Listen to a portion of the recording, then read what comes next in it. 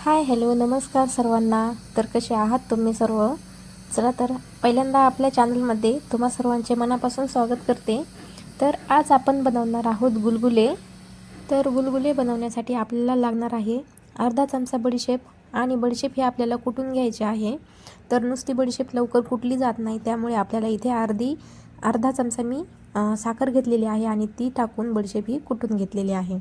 तर बडीशेप तर कुटून झालेली आहे. तर आता मी इथे 1 वाटी गव्हाचं पीठ घेतलेलं आहे आणि त्याच वाटीने अर्धी वाटी गूळ घेतलेला आहे चिरलेला. तुम्ही गूळ कमी जास्तसुद्धा घेऊ शकता. आता आपल्याला गुळामध्ये पाणी घालायचं आहे, जेणेकरून हा गूळ आपला विरघळला पाहिजे. तर हा चिरलेला गूळ असल्यामुळे काय होतं, खूप लवकर विरघळतो. तर मी इथे थोडंसं पाणी घालून बाजूला ठेवून दिलेलं आहे. तर आता आपल्याला एक पातेलं घ्यायचं आहे आणि आता पातेल्यामध्ये आपल्याला हे मिश्रण तयार करायचं आहे. तर जे 1 वाटी मी गव्हाचं पीठ घेतलेलं होतं ते त्याच्यामध्ये घातलं. नंतर 1 चिमूटभर खाता सोडा घातला, खाण्याचा सोडा असतो तो, आणि एक चमचाभर जे आपण बडीशेप कुटून घेतलेली होती ती बडीशेप घातली, आणि थोडंसं चिमूटभर मी इथे नमक घातलेलं आहे. नमक घातल्याने काय होतं, कुठलाही गोड पदार्थ असला ना आणि त्याच्यामध्ये थोडंसं चिमूटभर जर नमक घातलं ना तर टेस्ट ही खूप छान येते. त्यामुळे मी थोडंसं इथे नमक घातलेलं आहे. तर आता ते सगळं व्यवस्थित मिक्स करून घ्यायचं आणि नंतर आता आपल्याला जे आपण गूळ विरघळायला ठेवलेला होता तो मी याच्यामध्ये घातलेला आहे. काय करायचं, चाळणीने चाळून घालायचं, जेणेकरून काय होतं, गुळामध्ये कधी कधी कचरासुद्धा असतो त्यामुळे.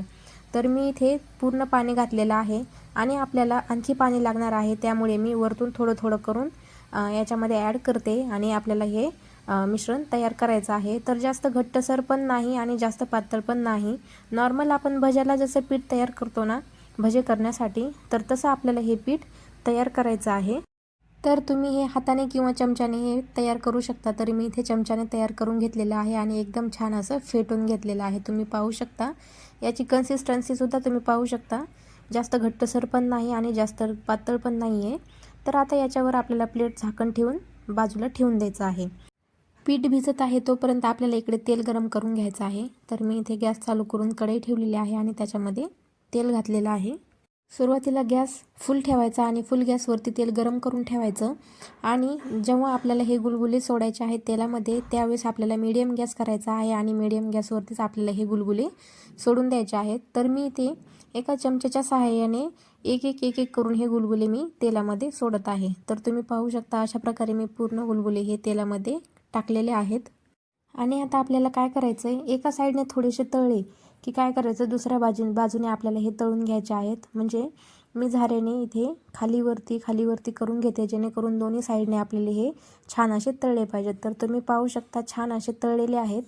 तर त्याचप्रमाणे आपल्याला दुसरी बॅचसुद्धा तशीच तळून घ्यायची आहे. चमच्याने मी इथं पूर्ण गुलगुले सोडून घेत आहे तेलामध्ये, आणि दोन्ही साईडने खरपूस असे लाल रंग येईपर्यंत आपल्याला हे गुलगुले तळून घ्यायचे आहेत.